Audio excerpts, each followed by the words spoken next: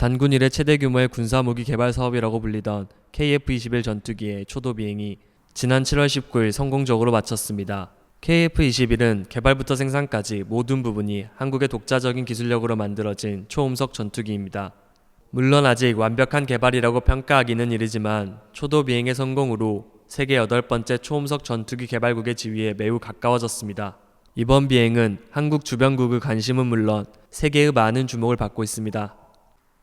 특히 미국의 외교안보 전문 매체인 포린폴리시는 한국은 무기 수출 성장률 면에서 세계 1위이며 총량 면에서도 세계 8위로 성장해 무기 수출 신강국으로 발돋움했다고 보도했습니다.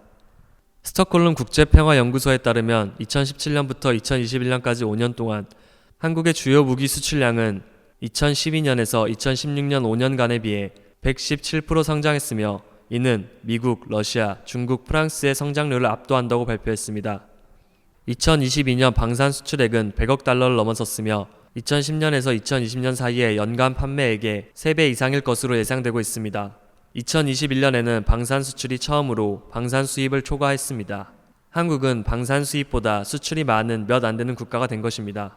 한국은 호주, 인도, 이집트, 노르웨이 등의 K9 자주포를 수출했으며 아랍에미리트의 중거리 지대공 미사일 시스템과 사우디아라비아의 대공 방어 시스템을 수출한 사례가 있습니다. 이렇게 한국이 웃고 있을 때 웃지 못하는 국가가 있습니다. 바로 인도네시아입니다.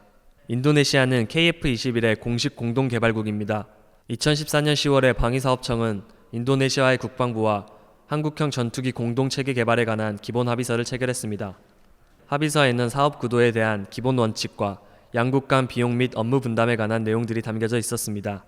인도네시아가 지불하기로 한 개발 비용은 전체 개발 비용의 20% 정도로 알려져 있습니다. 하지만 이러한 합의서가 무색하게 인도네시아는 한국과 한 어떤 약속도 이행하지 않고 있습니다.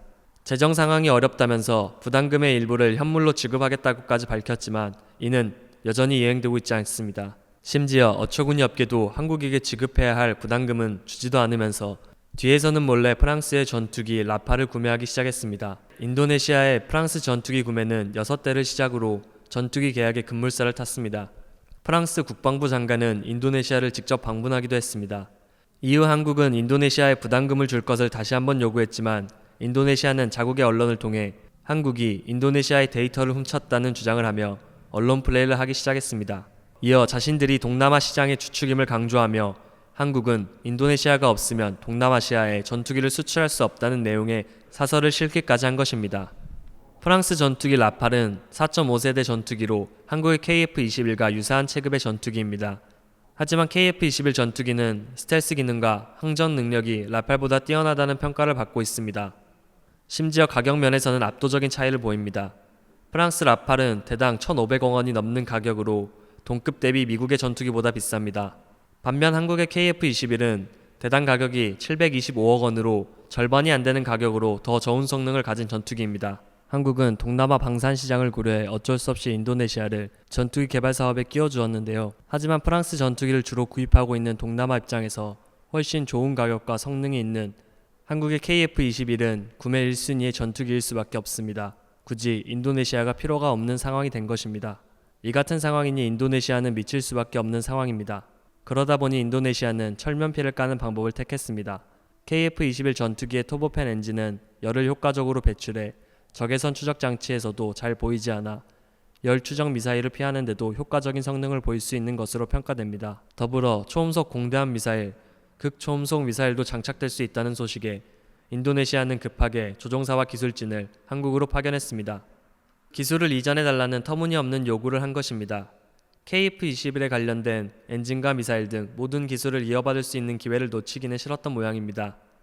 이러한 인도네시아의 양심 없는 얌체짓에 한국은 강경한 태도로 대응 중에 있습니다. 한국은 인도네시아 기술자들이 KF-21 전투기 개발 기술에 대한 모든 접근을 철저히 막고 있습니다.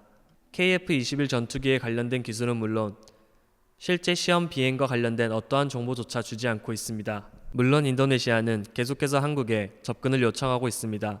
심지어 자신들은 한국이 분담금의 일부를 현물인 팝유로 지불해달라고 요청했고 이를 기꺼이 수용했다며 언론 플레이를 하고 있습니다.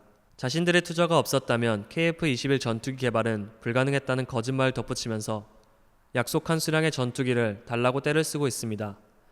당연히 분담금을 제대로 지불하지도 않은 채 말입니다. 계약조차 지키지 않으면서 뒤로는 몰래 전투기를 사고 또 눈앞에서 놓치기 직전인 기술력에 자존심을 버리면서 돌아온 인도네시아에 대한 뉴스였습니다.